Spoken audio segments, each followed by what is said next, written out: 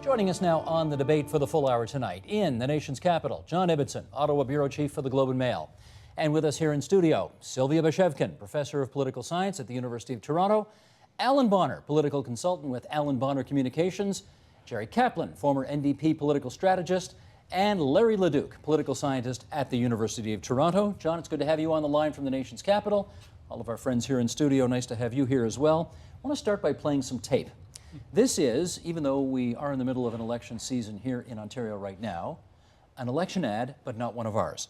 This is Nick Clegg, the leader of the Liberal Democrats, who's of course part of the British coalition government right now. This is a snippet of an ad that was run by his party in the last general election in the UK. Michael Smith, roll tape.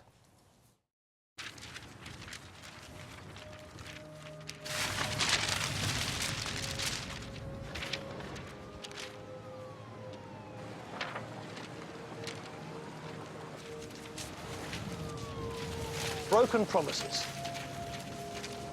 There have been too many in the last few years, too many in the last 30 years. In fact, our nation has been littered with them, a trail of broken promises. You remember them? Fairer taxes, a promise broken. Better schools for everyone, a promise broken. Cleaner politics, a promise broken. I believe it's time to do things differently. I believe it's time for fairness in Britain. I believe it's time for promises to be kept. John Ibbitson, let's go to you first. You know, I'm sure you remember it was Mario Cuomo who, I don't know, first said, but certainly said, we campaign in poetry, but we govern in prose. Do people understand that when politicians make promises, those promises often don't survive the first look at the books? That is always, of course, the first thing that the politician claims, that as soon as you've got to look at the books, everything has to go out the window. And certainly Nick Clegg, who, by the way, I always thought should be charged with littering in that ad. Once he found himself inside a coalition government, found himself supporting a series of conservative policies that he, as leader of the Liberal Democrats, would not necessarily have supported. I think that it is fair to claim that a perennial problem in democratic politics and in all democracies is that politicians campaign not on prose, but on hope, perhaps, and govern in terms of the practical reality on the ground, which isn't always the situation that they had thought were coming in, or even that they did think or should have known would be the case when they came in, but then are confronted with. David Dodge, the former governor of the Bank of Canada, was recently interviewed in the Globe and Mail. He talked about the Ontario election campaign, the big problems facing Ontario, the structural deficit that the province faces, the changes to the manufacturing economy, the loss of jobs. And he pointed out, quite frankly, that he didn't think any of the political parties were addressing the real fundamental issues in Ontario. Instead, they were just promising things. So it is a systemic and fundamental problem of democracies everywhere, that politicians claim that they can give you what it is you want, and then they get into office and tell you, frankly, that they have to give you what instead they feel the province needs. Alan, you have worked for politicians in the past. You have probably written out sheets and sheets and sheets of promises that you want them, or they want to make before the cameras. Why do they do it? Well, they have to differentiate themselves. And let's go to the Nick Clegg ad, which I think was about 3 minutes and 40 seconds long. Long. 2 concrete promises in all that time. One was class size of 20 people. The rest of it was gestures and volume and energy and walking and eye contact, which is a rather new thing in British politics. You know, it's within the past 30 or so years. So those were the promises in the fairness, keep the ball rolling, I'm going to be diligent and what have you. But reality check, guess what? In most of the Western world that I've seen studies in, 50 to 80% of all politicians' promises are kept to some degree. They at least make some effort to do it. So this cynicism, a pox on all of them, they're all liars, is not really fair. It's about as fair as the general criticism of journalists. You've run campaigns, Jerry. Does that 50 to 80% sound accurate to you? I was on the strategy end, so I never had to know anything about the policy issues. It was much easier for me. I'm glad Alan said something about cynicism, because I fear that that's the inevitable trajectory of this conversation. But before we do, a party has to say something. party has to communicate. It's been true for the 200-odd years that democracy has been in play. And if you look at American presidential elections, and if you look at Canadian prime ministerial elections through all last year, they've always promised something. Could be vague, like the old man, the old plan, and the old something or other. John A. Macdonald in 1891, or it could be specific. The NDP, CCF once ran on 5-star program of something or other. I can't remember what they were. When you begin your promises, you begin with what you believe, or you begin with aspirations. You begin with what you hope to do, and then you insist. The media insist that you know what you're talking about. And so something new happened in my lifetime where you started to cost programs. And I want to tell you that opposition has no capacity whatsoever to have any idea what their programs are going to cost. Why not? Because government is infinitely more complex than it seems when you're sitting in opposition. And I'll tell you, even the government strategists, when they're doing their election promises, dissociate themselves from the government, and they barely understand or care what things are going to cost. Do people know this? I'm not sure it's hypocrisy They so do much now. as doing that. Because the reason I ask is because if you knew that there were basically no relationship between what you promised and your ability to actually get the hard facts about how much it would cost, why would any of us pay any attention to any of these promises anyway? That's an interesting question. You try to, some people believe that they're doing the best they can. Others, I dare say, not of course in a party I know, just make up the figures. And then, but the media has hammers them, Steve. I want to repeat that, and I hope John Ibbison gets in on this. We're forced to pretend that we know things that you cannot know. And John was a little cynical when he says as soon as they get in, they suddenly learn things. In fact, they always learn things they couldn't possibly know, that they might well have thought were different completely or a little bit different. And so soon they say, oh, I guess I was wrong about that. Larry, let me get you to weigh in on that. Yeah, I think what we're talking about here is campaign strategy, and promising is a part of the strategy, and how much or how little you promise or what you promise is also part of that. I love the fact that you started with the Clegg ad, because he decided that broken promises was a good theme, and it was nothing more than a theme in that ad. It wasn't a set of specifics, very, very vague things that were mentioned in the text of the ad. But now, of course, Nick Clegg is the most unpopular politician in Britain. And you say, why? Well, because the first thing he did was to break the promises they made during the campaign. And not only they got in deeper than politicians or parties often do, because they even signed a pledge. And all 58 Liberal Democrat members of the British House of Commons signed the pledge to hold the line or reduce tuition fees.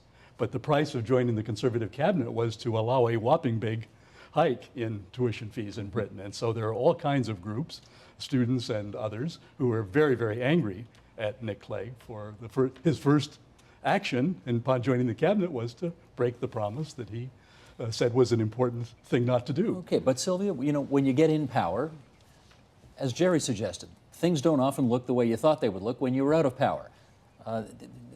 People didn't necessarily expect the Great Recession was going to be coming along to essentially blow out of the water all of the promises that were made. So do we cut these folks some slack on the promises they make because we know things change? Well, we know things change, and I think we still have to have the promises in these party packages. As Jerry said, they permit us as voters to kind of sort through the ideas that these parties have and that their leaders have. They help us to make sense of how these parties will deal with the problems that greet them, either in opposition or government after the election. So I think we're assessing a group of motivations, a group of skills, a group of leadership traits that we're seeing in these various party packages. And the promises, to some extent, have to play to voters' realism. In other words, their sense that there is not a 100% a correlation between the promises and the delivered goods. So that's how the Nick Clegg ad, I think, is quite adventurous in the sense that it speaks right to voters' cynicism. But as Larry points out, what happens when you have a supposedly honest campaigner who talks about other people's broken promises, then facing his own, particularly when he's had people sign on a line. I mean, it's a bit more like the old-fashioned manifesto, right, where the parties are actually committed to quite a rigid set of promises. In the Ontario campaign, I think they've given themselves a fair bit of leeway. But Nick Clegg, forgive me, Nick Clegg believed what he was saying. I have no doubt whatsoever. We all know something about him. He's a fairly decent guy. He's a guy you wouldn't mind having in Canadian politics. He was above the fray in some way, and I have no doubt that he believed everything he said. Events happened, and he wasn't able to implement a single one of what he said, or the Well, he didn't say anything. Well, he said fairness, and the last thing that the conservative budget offers is fairness. And it's a deep austerity. And tuition budget. freezes and so on, which he wasn't, or elimination rather, and he wasn't able to do that either. And I think that's true. So what these promises do is indicate to voters what the parties would like to do if things work out. The fact is, things often don't work out. You challenged John Ibbotson to get in on this and talk about the media's role in this. And John, let me ask you to do that right now. This will be, I don't know how much of the municipal campaign you covered last October, but certainly you were hot and heavy on the federal campaign earlier this year, and you're in the thick of a provincial election now in the province of Ontario. So you've heard your share of promises over the past year. I'd like to get a better understanding of the kind of filter you put on these promises in your own mind when you hear them and before you report on them. There's a big difference between promises that a governing party puts forward and promises that opposition parties put forward. We live, since the 1990s, we have lived in Canada on the assumption that debt is a bad thing. It was a lot easier in the 60s and 70s and 80s. You could promise anything. Because you had deficit financing, you could implement that promise. But since the 1990s, at least in principle, voters expect books to be balanced or on the road to being balanced. So the media's question is, well, if you're going to do this and if you're going to do that, within the context of the mantra of balanced budgets, how do you plan to implement that? And as Jerry said, it's much harder for opposition parties to figure out what it's going to cost than it is for governing parties. Look, today is the first day of the fall session of the 41st Parliament here in Ottawa. We are about to see the implementation of a very ambitious agenda by the Conservative government. It's not a hidden agenda, despite what some people may claim. It's a very open and public agenda. The Conservatives campaigned on it in 2006, 2008, and 2011. Some of it they couldn't get through because of minority parliaments. Now they have a majority parliament. That agenda is going to be implemented. So you could accuse Stephen Harper of many things, but you can't accuse him of breaking promises. In fact, he will proceed on the agenda of fighting a crime, of law and order, of killing the wheat board, of killing the gun registry, and of emphasizing deficit reduction over fiscal stimulus, just as he promised he would. So where's the disconnect? You think he should break those promises? Those are I'm not promises surprised to that hear should you be say that. Alan, you wanted to follow up on something you heard earlier. Well, John is right. There's a huge difference between being the government and being the opposition, because if you're the government and make a promise, you say, well, why didn't you already do it? You've been around for 14 years or something, or 4 or 8 or something. It also is different if you're in the presidential system or the Westminster parliamentary system, because the president can blame Congress, the courts, and everybody. A prime minister can't say, well, the governor general wouldn't let me do it. And then you have different categories of promises. The keep the ball rolling promise, I will persevere to endeavor to wrestle, as Trudeau said, I'm going to wrestle inflation to the ground. I mean, you can't measure these things, so by definition, they have fulfilled the promise. But the word cynicism has come up a couple of times here. I'm far more cynical about the electorate than I am about politicians. Say that again. You're more cynical about the electorate. I have it written down if you like. I'm more cynical about the electorate's role than the politician's role. A promise is a contract, and there's even such a thing in law as breach of promise. So the politician says, I promise to do the following. The politician doesn't hear back from the electorate, yes, I do want that. I accept that contract. If I promise to take you for a drink out after the show, and at the end of the show you say, well, you forgot, Alan, I don't drink. I've quit drinking, or I don't drink, or never have drunk. Oh, okay, well then let's, just have a chat.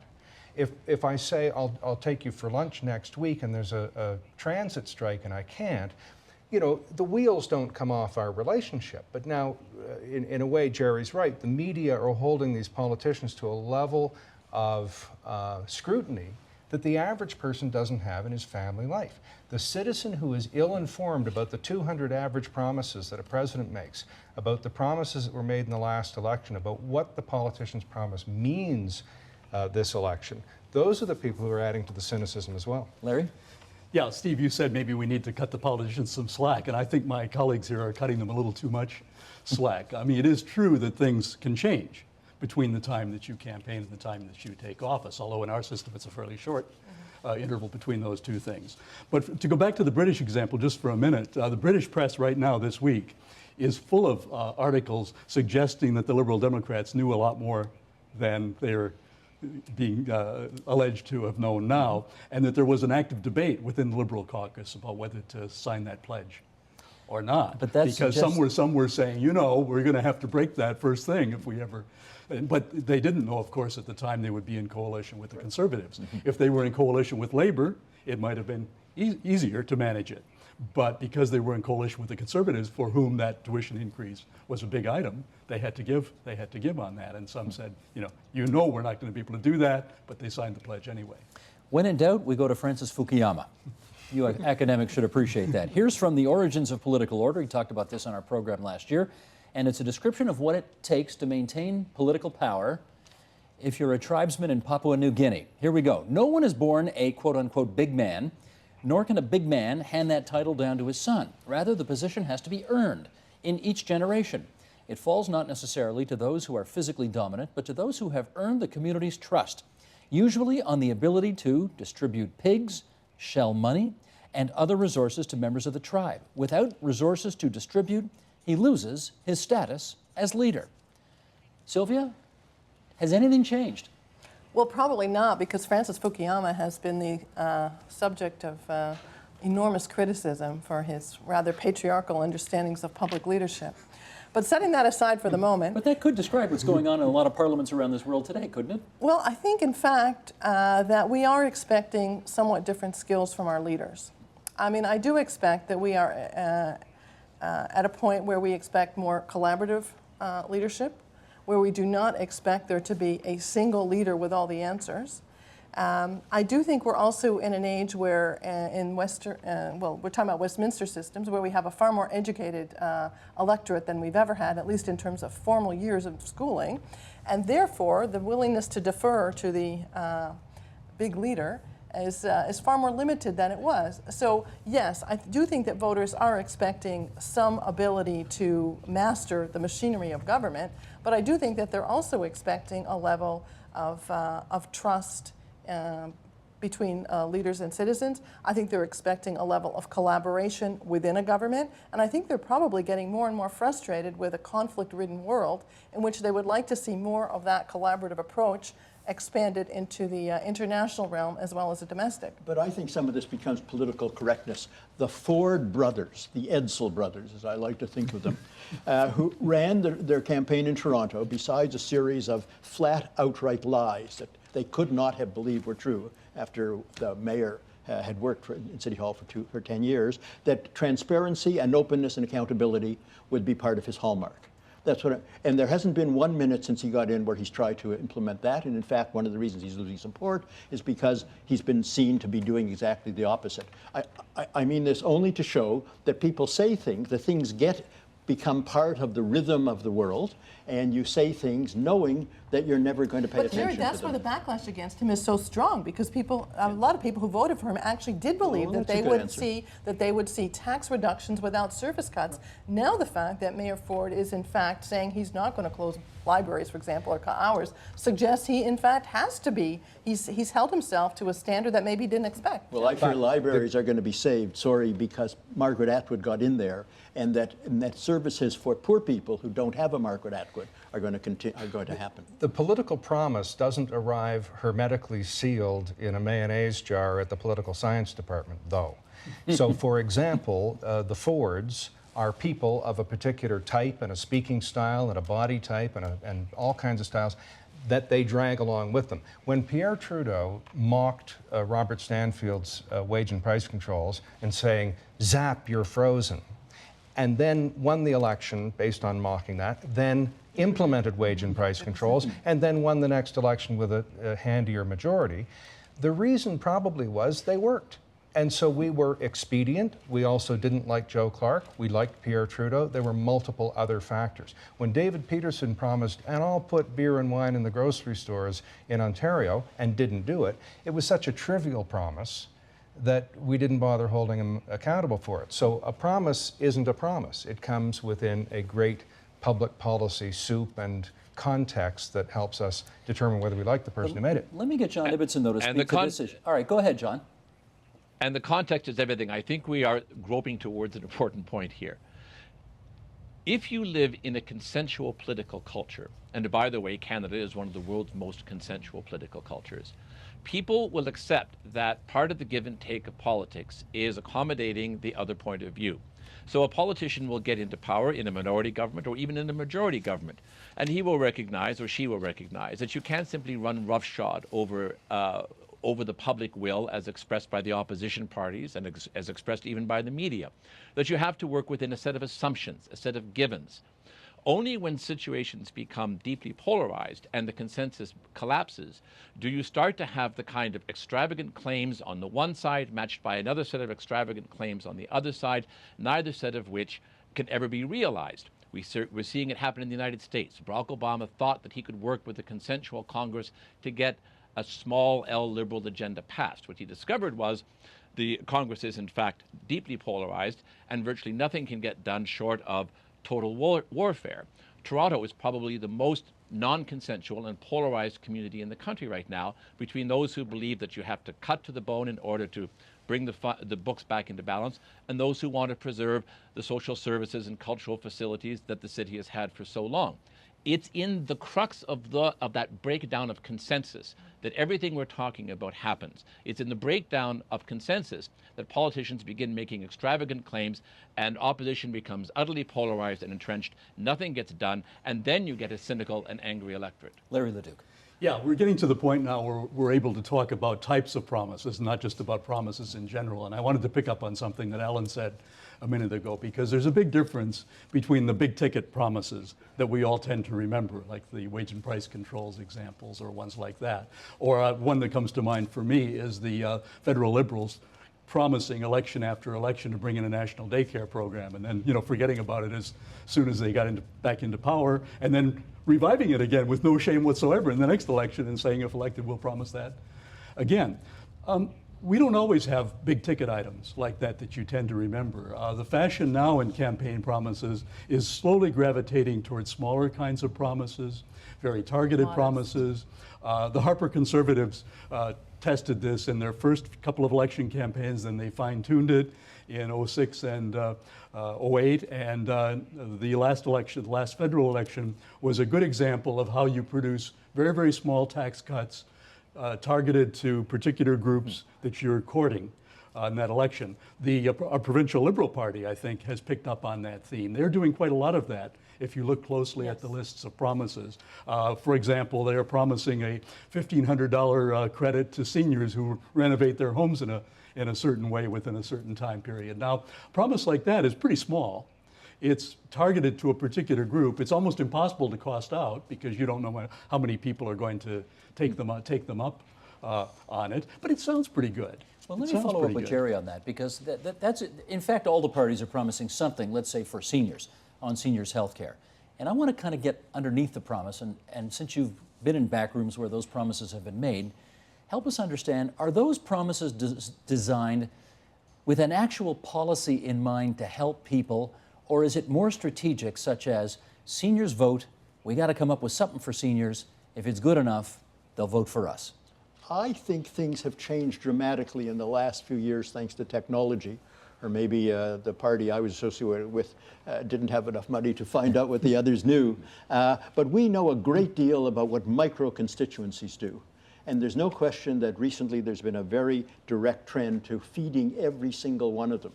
Groups of, 10, 100, 20, this particular ethnic group in this particular part of southern Ontario. That's the way it works, and we have mechanisms to reach those people. In the NDP, if we had ever had those policies, we never had the slightest capacity to make people know them. We had a broad capacity to make the whole province know something, but we couldn't reach those kind of people. So I think that's new, and I think it's also dangerous because it avoids the big issues that we face. Among the biggest issues that we face is that nobody can ever call for another tax increase in Canada, it appears, almost like the United States. Corporate tax increases are okay. Many of them promise that.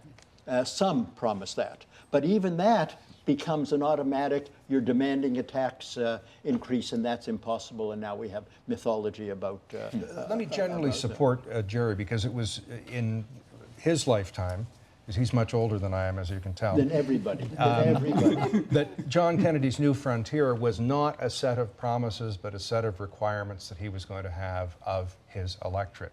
Elect me, and I'm going to demand stuff of you. Ask not. And I want more taxes to go to the moon. I want more taxes to win the Cold War. I want more taxes and power to break up U.S. steel. And that essentially, I think Clinton did a little bit of that, but that essentially was the last time that was done. Now it's all, we're going to give you more. You know, the Reaganomics people and conservatives nowadays always quote John F. Kennedy's personal income tax cut from Once Upon a Time as the, yes, Democrats cut taxes too and can realize more income when they do.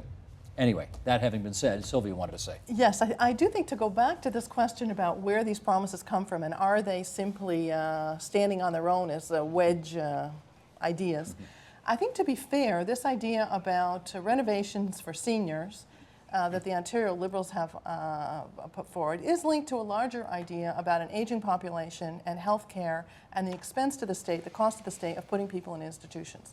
So I do think it's part of a larger health care platform that the Ontario Liberals have put out there, saying we have tried to fix this system, we need more time to make it better. So I don't think it is just a very narrow... Not completely cynical vote-buying gesture. No, I mean, I think it's whether we believe it or not, it is part of a larger manifesto, to use the traditional term in Westminster systems, about what this party wants. And also, to be fair, the federal Liberals did bring in a nascent national child care program in the last Martin minority. It was unwound by the federal Conservatives. It was province by province. It wasn't really a national program. But I mean, it provided a national framework. And the Harper government, as John Ibbotson has pointed out, has been consistent in its view that you know, they don't want to see children in environments really other than home with their mothers. So for the most part, this is quite consistent. Not what I put out. It's consistent with a set of ideas about where those parties were preferentially in terms of taxing households with dual income earners and single income earners, and where they were in terms of a child care policy, which is largely a measure of social interventionism, government regulation, and other ideas. You used the word preferential there, and John Ibbotson, let me go to you on this one. People vote for a bunch of different reasons. They like the leader, they like the platform, they like the promises, they like their local candidate, whatever. There's a bunch of reasons. I want you, based on all of the experience you have covering different election campaigns, to rank where promises made appears on that list of motivating factors for people to cast their X for one candidate over another. I think there is a ranking of promises, and I believe that voters in general, and this goes back to the question of tax cut promises, voters in general have become quite sophisticated at ranking the credibility of promises. And this is one reason why tax cut promises tend to work better than spending promises. For example, all parties at all times in all elections promise to fix health care. One may want to fix it one way, one may want to fix it the other way, but they all want to fix health care. I would contend that somewhere around the millennium, voters gave up on anybody being able to fix health care. Health care is just going to always get more expensive, and it's always going to get worse no matter what anybody says. So voters have a tendency to discount promises that I will make this better, I will make that better, I especially will make health care better. They just don't believe them. And they know that no matter what happens, no matter who wins, over time, the healthcare system will get worse. So political parties don't tend to run election campaigns based on their healthcare platforms. They run their election campaigns based on what they think actually can get done concretely that the voters will notice. Voters notice a tax cut. They notice a tax cut because they can see it. If you promise me a 20% cut in income taxes and you deliver a 20% cut in income taxes, then I like you for delivering that 20% cut in income taxes, and I might not notice what you did to schools and transportation and welfare in order to make that happen. If you promise me that you will make teachers better and children smarter and hospitals have fewer waiting times, I will discount that promise. I'm more likely to discount that promise as a voter because past bitter experience shows to me that you're not able to deliver. So that's how I think we rank promises, and that's back to Jerry's point. It's not an ideological thing, But back to Jerry's point, it's why tax cut promises tend to appeal to voters. They're concrete, they can be achieved where the others can't, or at least can't be measured. But look, there's a series of steps here. Alan Bonner had Wodek, your wonderful producer, send us this document. The Canadian press put together, this is already 10 days ago, the campaign promises. 24 Liberal promises, 27 PC promises, 25 New Democrats, and 38, believe it or not, of the Green Party.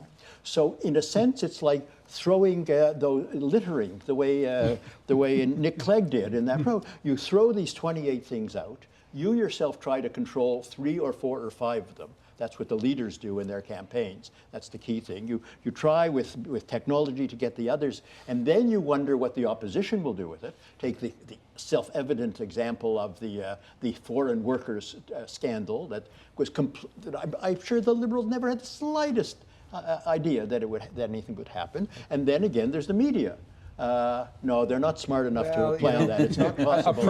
A promise in an election campaign can be like a feint in boxing. It can be like rope-a-dope. You can pull somebody in. I'm not. You really think they were that? I think they were that good that they could have anticipated? I'm saying it could be. It could be. Okay. And then, Steve, there's you guys. Then there's the media again. You pick up things that would be obscure and that somebody would have put down because they thought it was interesting, or some researcher at the last minute said, "Why don't you have something on this or that?" And so you say, "Yeah, I believe in this or that. Let's put it in." But wait a minute. Reality check to Steve here. You asked an unanswerable question of John Ibbitson, and he didn't answer it.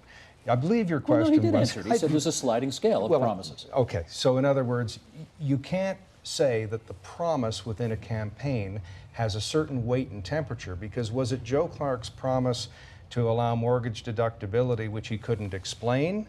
Was it Trudeau's promise that he didn't keep? Was it his vague promise that the land is strong, i.e. I'm going to keep it stronger? I mean, it is so complex. But I do have some literature here that I read that says, inasmuch as a promise draws attention to the campaign and the candidates and the parties, inasmuch as it educates the electorate, which is a big if, it can have a tendency to cause perhaps a 5% swing in voting.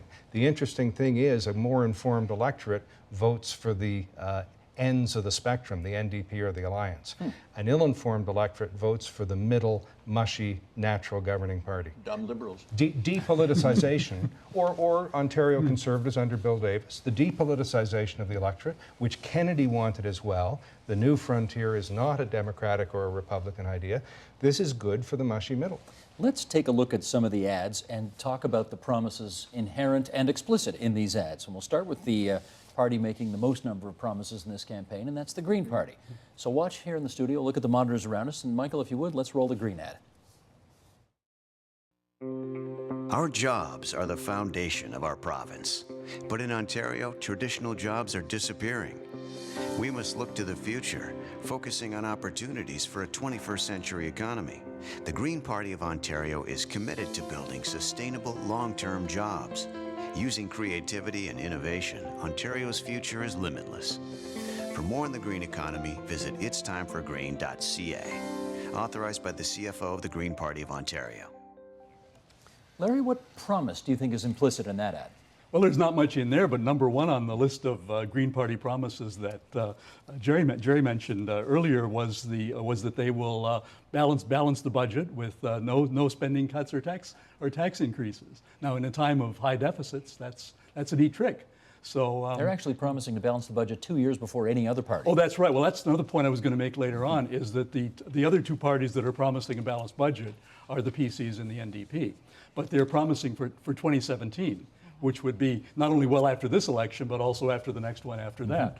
So, promising a balanced budget in 2017 is, I think that's a pretty meaningless kind of promise. It's maybe trying to send a signal or make a talking point, but it's not a very meaningful The Green promise Party for government. recognizes that in a real sense it doesn't matter what they're promising. Everybody knows that it's something about green, and that if the environment is your priority, you listen to it and you say, they're my kind of guys, and we know that only 2 or 3 or 4% of the population is going to do that. But nobody will watch that. I think even the most fervent Green Party supporter and say, wow, aren't we good? We have thought that through. That's not what those ads are about. I know that because our guy spent a lot of time. in that position. Let's see if you like the NDP ad any better. Oh, okay. Shall we try this one? That's not fair at all. Let's try this one. Michael, if you would. Here's the NDP ad for this, or one of the NDP ads for this campaign. Roll tape, please. You know, you can vote for change, but you have to be careful about what kind of change you're looking for. Who is it that's going to really pay attention to the affordability of everyday life? Who is it that's going to put real jobs back in this province? Who is it that's going to make sure that our healthcare system is there for us when we need it and where we need it? That's the plan that we have for Ontario. We can take the HST off essentials. That's change that puts people first. Alan, what's the promise of that ad? Well, there's change and there's paying attention, and we knew she was going to pay attention because we had that shot of her ear. You know, this is a new feature of television production since you got into the business. I challenge your viewers to count the number of times we get a shot of your ear on this program. Yet that is the common denominator in ads these days. Also, nice ear. No, I mean it's just a ridiculous cutaway shot. Where and when, and I mean, it's as vacuous as the jobs, real jobs, not phony jobs, jobs through innovation, the future, horizons receding, instant forever. You know, it's nothing. What's being sold here?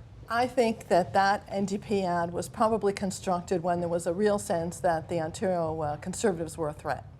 And it's asking voters to think about change. If you're going to not vote for the Liberals, you better think hard about Tim Hudak and the Conservatives. And I read it as a kind of implicit, remember the Harris years, sort of advertisement. It's about health care, it's about working people, and it's about remember what we had at one time in Ontario. Jerry, what's the promise being put forward in that ad? That we're very pleasant people. Seriously, right? Very presentable. She's likable. She's very likable. It makes her likable. It's very presentable. It's not garish. The promises aren't garish. I think Sylvia's right. At the time, people thought that simple time for a change stuff was enough to get rid of McGuinty, and that Hudak was being very excessive in some of the stuff he was doing when all they had to do was push on that time for a change. And clearly it was trying to respond to that and saying not all change is equal change. I thought it was a very nice ad.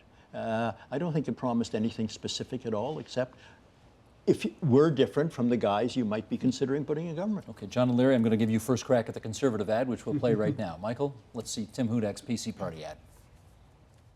Friends, we have a tremendous opportunity in front of us, an opportunity to bring the change that we all know has to happen, to give families the relief that they deserve, to be able to look our kids and our grandkids in the eye and say, here is where we turned our province around. Because we have never, ever stopped believing in the incredible future of this beautiful province of Ontario and its industrious, hardworking people. Ontario families deserve a break. You know it, and I know it. It's time for a change in our province, and families need a break. John, what's the promise that's implicit in that ad? The promise is that I will give you all of the substance of the Mike Harris revolution with none of the pain. And that may be the problem of the Tim Hudak campaign. It's about families. Well, good. We're all for families. Very few of us are for divorce. And he's arguing that 8 years of Liberal government, bracket, 10 years of Liberal NDP government in the 80s and 90s, have left us poor and have left us no longer believing in ourselves. And I promise to bring in the kind of policies that will restore this province to its sense of centrality, its sense of primacy, its sense of being the engine of the country. However, I don't have the courage to actually tell you what those policies are, which Mike Harris did when he was confronted with the same situation in 1995. So instead, I'll just ramp up the music and speak in a louder and louder voice and hope that that carries over for the disguises the absolute paucity of actual concrete suggestions that I have for making things different. And I think this may be one reason why the PCs are in so much trouble right now. I must say, the ramping up of the music is really quite effective, isn't it? It really does. It starts out sounding like The Exorcist, but it really builds to a crescendo. And if I can compare, Stephen Harper did exactly the same thing in the last election campaign. He had an ad with jets flying overhead and flags waving, and Stephen Harper's talking in a loud and patriotic voice about what a loud and patriotic prime minister he is.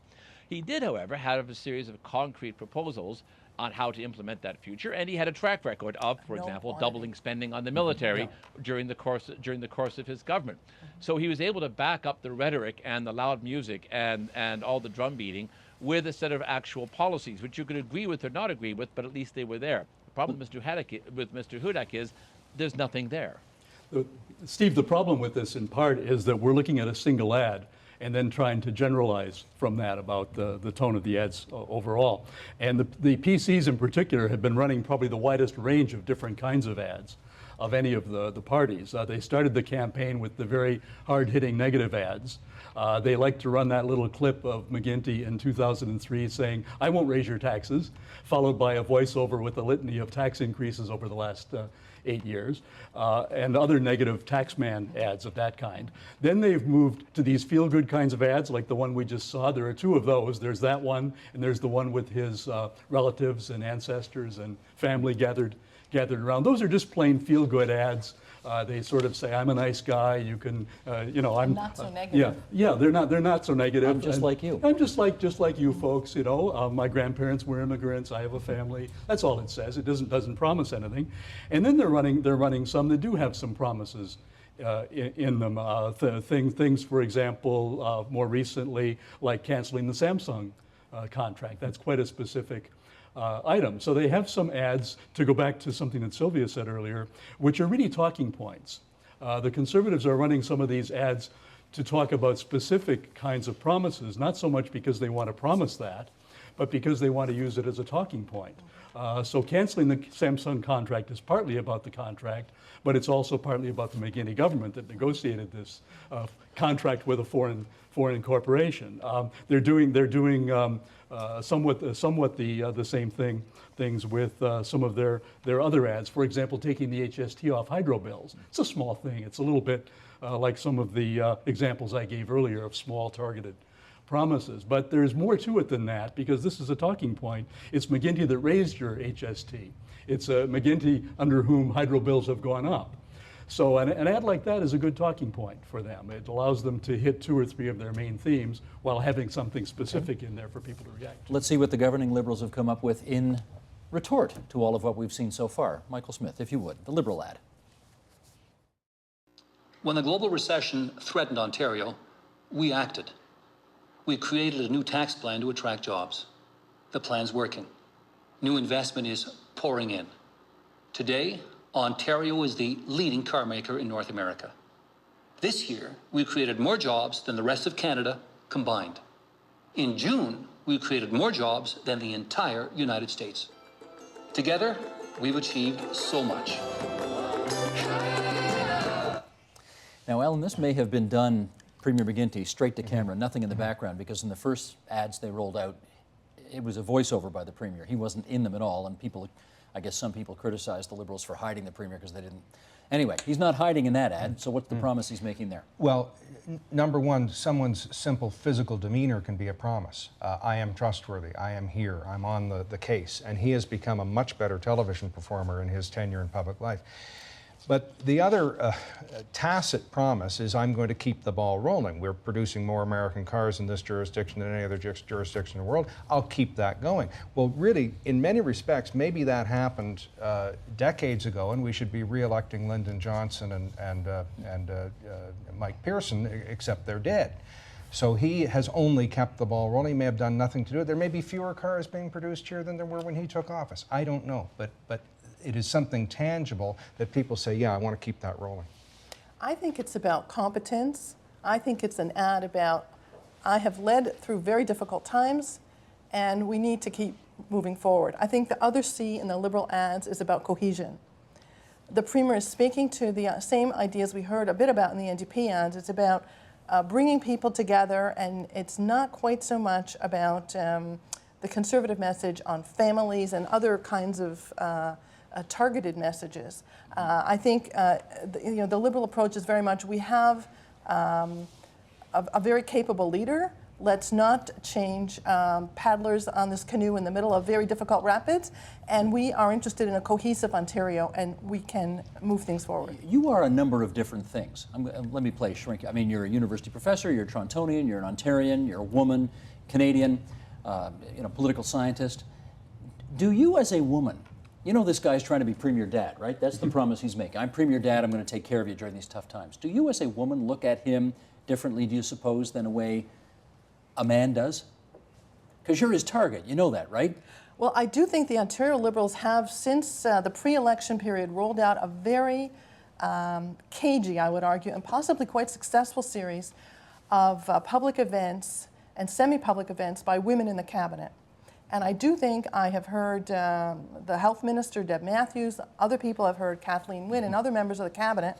They have made, I think, probably an important contribution towards either reversing or certainly eroding the Conservative lead that we saw in earlier polls. Because if there's no gender split, they lose. They need to be way more popular among women Liberals than men. in Canada traditionally have very much relied upon francophones, youth, immigrants, and women. Those four Catholics. pillars, well, I mean, with the decline of religiosity, that takes a bit of a hit. But most recently, Liberal parties have really had a difficult time if any of those pillars have eroded. And in Ontario, I think the case that the provincial party has made about progress on health care and progress on care for the elderly, which we know from demographic research is very heavily on the shoulders of women, daughters, wives, and so on. So I think that is probably playing a role in ensuring that they do move forward. Jerry and then John on this. But there's an elephant in the room. There's an elephant in the whole campaign, which we have hinted at, which we have alluded to, which gets alluded to, but is rarely hit dead on, that the entire campaign is based on a lie. The lie is that the debt, which, as John Ibbitson says, must be eliminated very quickly. It can be done without raising taxes and without cutting services. It is not possible to do it. The Liberals insist they will do it. The Green Party insists they will do it. The NDP, to their goodwill, says they'll increase some taxes, which will help pay for it, but not enough. So they all make this promise that cannot be met. And now here I criticize you media guys the other way. Why don't you expose them? The entire campaign is based on this impossibility. Okay, Ibbitson, tell us. Why don't you expose this? Come on, John. Well, we do the best we can. I know. But I'm not going to try. I'm not going to try to carry the burden of the entire Ontario media on my shoulder. I'll say this though: all of those ads are identical. The Liberals could have run the Conservative ad. The Conservatives could have run the NDP ad. And I think that speaks to the ultimate truth. This is supposed to be about promises, but those were promise-free ads.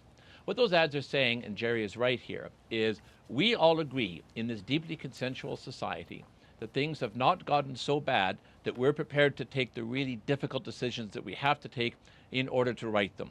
Instead, all three of us believe that we can muddle through for another 4 years. And so the only question that remains, the only promise that really matters is, you can trust me to get us through the next 4 years. All three of those election campaign ads, if you take the Greens out, were saying, I'm the leader you can trust. And at the end of the day, I would contend in almost all elections, there are a couple of exceptions, but in almost all elections, that's the vote. Which one of the which one of the leaders do you trust? Who can mind the store? Who will get us through it? Let me try this. It's not an uninformed decision. I understand. That's the promise. Let me try this in the last few minutes we've got here, which is, since everybody around this table seems to agree, we are living in economically challenging, if not perilous times. We have a $16 billion deficit this year. We are $250 billion in debt as a province. We have nobody talking in this campaign about any serious deficit or debt reduction policies at all. Alan, what would happen if somebody came out and said, I'm not going to make any promises because we can't afford them? What would happen? Well, it's really risky. I was going to add to what John said that not only are all the ads the same, but they're all the same because they've all been through a focus group. And the focus groups say, well, you know, 27% of the people don't like this, but 23% do like it, and with women and with men in north of the French River and so, and you end up with absolute mush. I don't want to be the one who advises any campaign to do it, but it might be actually refreshing to say, look, we've got some, as Gerald Ford said in his inaugural address, your friend the peanut farmer, Jimmy Carter, said, we got some tough times ahead. I've got bad news for you, and the bad news isn't going to get good anytime soon. It doesn't have to be bad news. Larry, it can just be, we don't have any money, so I'm not making any promises. Yeah, can you do that? No, you can't, I think, for some of the reasons that Alan just mentioned and for a number of others as well. You know, we began this program with the Conservative campaign, or the British campaign and the Conservatives and the Liberal Democrats in the last British election. And we only talked about the Liberal Democrats and their broken promises ad.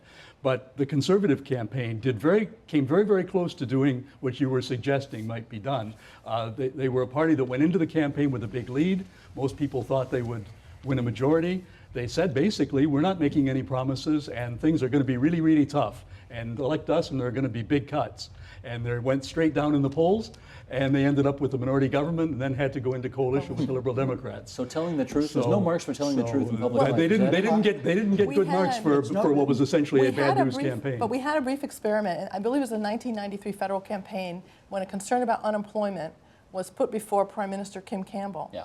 And she said, as a former political science professor, I believe, that an election campaign is a difficult time to speak about the details of things like unemployment. She said this is no time to talk about serious issues. Which I always And she wasn't a former political And science she also professor. said, she also said unemployment was going to remain high for many years. I was just going to say, she went on to tell the truth. And we all know about the results of that campaign. 20 seconds left, Alan. Governor of Indiana has cut a lot of government spending, remained popular. He's not going to run for president. And he just said there's all kinds of government you don't miss.